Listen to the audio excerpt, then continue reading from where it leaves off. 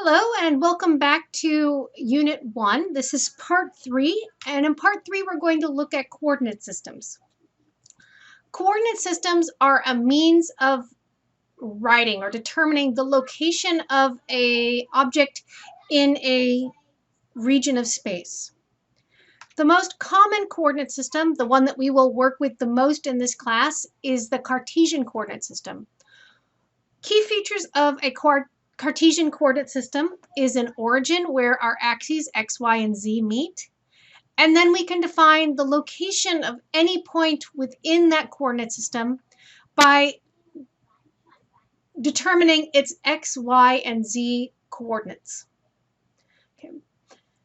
As I said, this coordinate system will be the one that you use the most in this class. However, there are a couple of others that are important and may come up later this class, but certainly will come up in Physics 222. So I want you to at least see them before I just toss them at you and start doing math with them.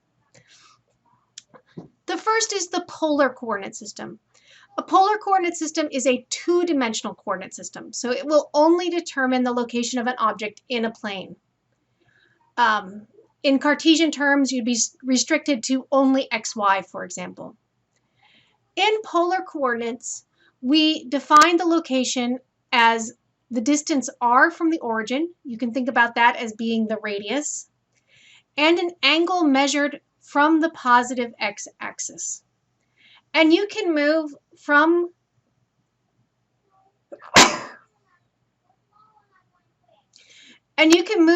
polar to Cartesian and from Cartesian to polar.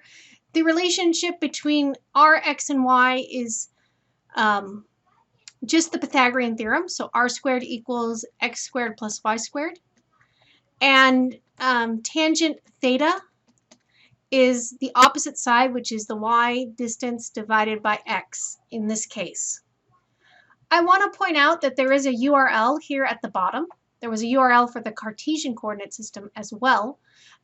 If you click on that URL, it takes you to this page, which goes over the definitions for these coordinate systems: polar, cylindrical, and spherical. So here you can see the section on polar coordinates. It gives you the relationships I just gave you, where r squared equals x squared plus y squared, and tangent theta is y over x. It also tells you how, if you know r and theta, how you can get x and y. So x is r cosine theta and y is r sine theta. Okay. Now, as I said, polar coordinates are a two-dimensional coordinate system. An easy way to get a three-dimensional coordinate system is to take polar coordinates and extend it upward. So basically you're taking a circle and extending upward. That gives you a cylinder. And this is the cylindrical coordinate system. Okay. So our three-dimensional point now is r, theta, and z. R is again measured from the origin in the xy plane. Theta is the distance from the x-axis over to that line from the origin to the point, the projection downward. And then we take and we raise it up z. So the mappings here are exactly the same thing we had for polar, but with the added piece that z maps onto z. And if we go back to that URL, it's this one, and look at cylindrical coordinates, here are those definitions. Now, cylindrical coordinates, as you might guess, are really good when you're working with cylinders, right? They are a natural mapping onto a cylindrical geometry. So that's why this unit system is very convenient to use sometimes. Before we go on to the last coordinate system, spherical, I want to make sure that you know unit conversion, and that is between degrees and radians. Both degrees and radians are unit systems for angles. But when you're working with either polar coordinates, cylindrical coordinates, or spherical coordinates, you cannot measure your angles in degrees. You have to measure in radians. If you think of a unit circle,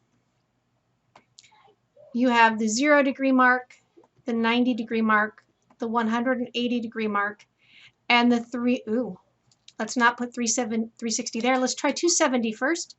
270, and 360 is back at 0.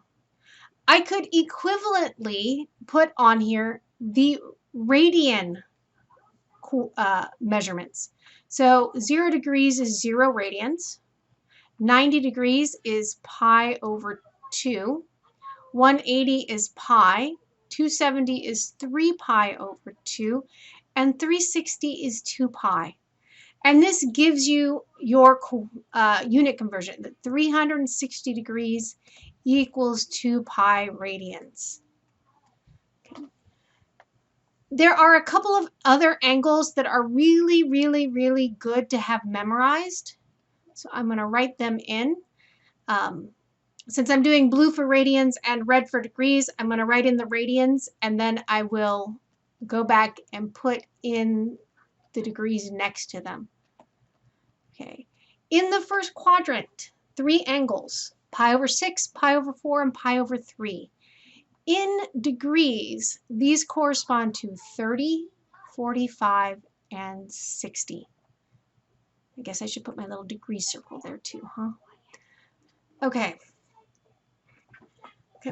If you know these angles in the first quadrant, then you could find them, for example, over here or down there by just taking pi over 4 and adding the appropriate amount. So if I want to know over here, I would take pi over 4 and add to it pi over 2. Okay, lastly, the final coordinate system that you may see this semester and will see if I'm teaching 222, I guarantee you will see it, is spherical coordinates. And spherical coordinates are in a lot of ways the most useful when it comes to advanced physics, but they're also the hardest, if you will.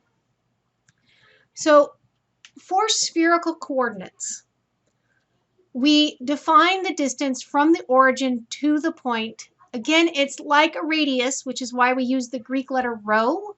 That's that curly P. Greek letter rho is equivalent to R in English letters, or our alphabet, which are not, anyway, we'll not go there. So distance from the origin to the point is rho.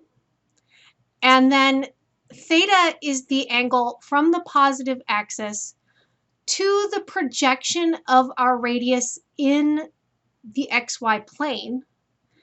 And phi comes down from the z-axis, giving coordinates of rho, theta, and phi.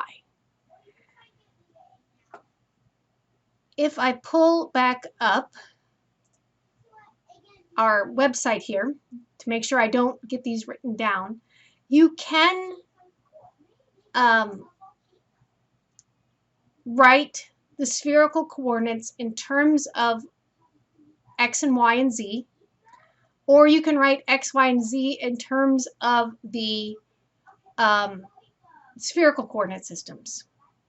Okay, it's a little bit more difficult. But pieces that come out of this, if you make rho a constant, you have a sphere. And there are a lot of things that come up with spherical geometry. Other convenient things, if you make theta a constant, you end up with a vertical plane. If you make phi a constant, you have a cone, which is kind of nice. Those are the coordinate systems for this that I'm going to introduce you in this unit. And as I said, don't panic on me. For the most part, we're going to be working with Cartesian, and I promise we will review the other coordinate systems before I just toss them at you in the future.